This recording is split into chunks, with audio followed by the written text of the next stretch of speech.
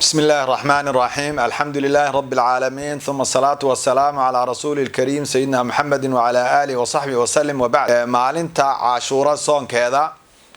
ugu horeynta waxaad ogtihiin Ilaahay subhanahu wa ta'ala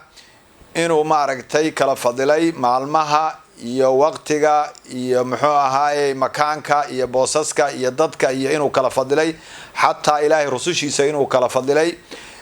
muxuu ahaa maadaama la kala fadilay waxaynu ku jiraa bishii bilihii xurmada lahaa ee Ilaahay subhanahu wa ta'ala oo xurmada u yeelay waxaad ogtihiin bilaha xurmada leh waa 3 bilood oo xiriirta iyo hal kaligeed ah bisha Rajab la yiraahdo waa bil kaligeed ah laakiin bilaha kale ee maaragtay Dhulqa'da iyo Dhulhijja iyo Muharram saddexdaas bilood waa bilihii xurmada lahaa oo maaragtay Ilaahay subhanahu wa ta'ala uu yiri fala tadlimu fiihinna anfusakum bilahaas xurmada leh maaragtay yaa dhexdeeda Ilaahay ha dulmina oo macnaha naftiina ha dulmina oo dunuub ha gelina uu yiri marka Ilaahay ma dulmi kareen cafteena ma dulmaynaayo waxa jirta marka fadli dheeri ayuu Ilaahay subhanahu wa ta'ala siiyay marka waxa la rabaa in ajir badan laga shaqeysto dhexdooda bilaha xurmada badan dunuubta iyo macaasidana in la iska ilaaliyo ayaa loo baahan yahay waxaan ognahay marka bilahaas iyaga waxa kamida bishan hadda lagu jiro ee bishan Muharram loo yaqaan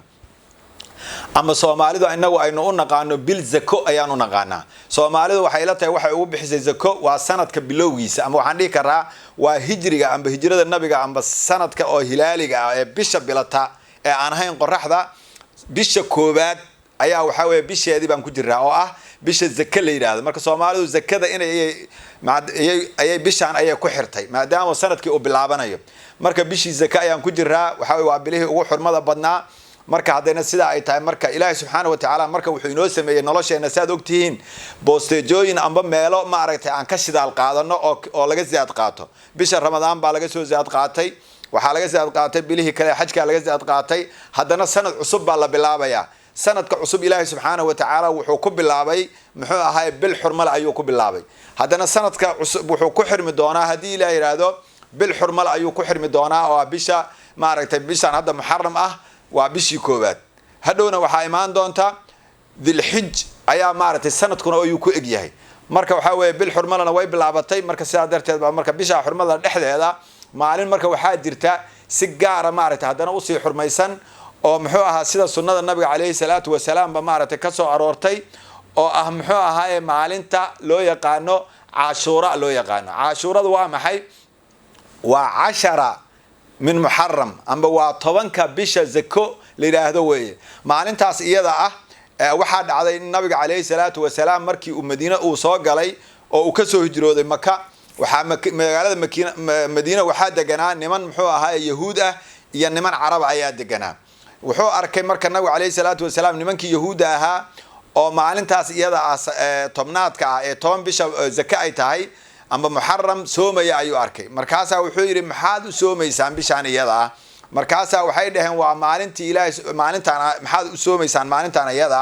nabigu wuxuu yiri kaleey salaatu salaam waxay ku dhaheen waa maalintii Ilaahay subhanahu wa ta'ala oo nabi Muuse ka badbaadiyay Fircoon oo macnaha badii reer Bani Israa'iil meesha ay ka gudbeen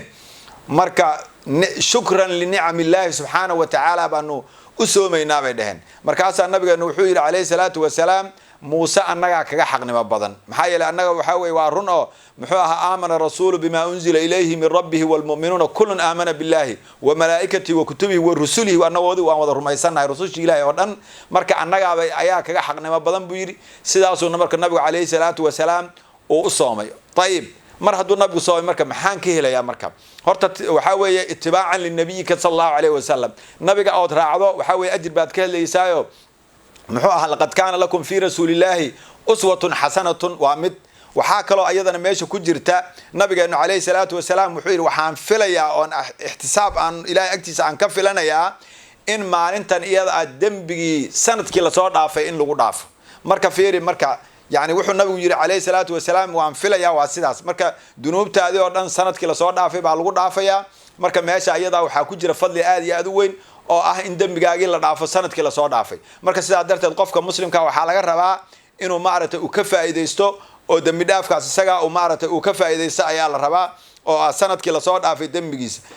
sidoo kale waxa weeye waa nicmada Ilaahay subhanahu wa ta'ala oo lagu shukrinayo marka sidaa darteed baa nabiga kaleey salaatu wa salaam waxa ka sugnaatay in sanadkii ugu dambeeyey oo uu soomay muxuu ahaa tobanka yani bisha muxuu ahaayey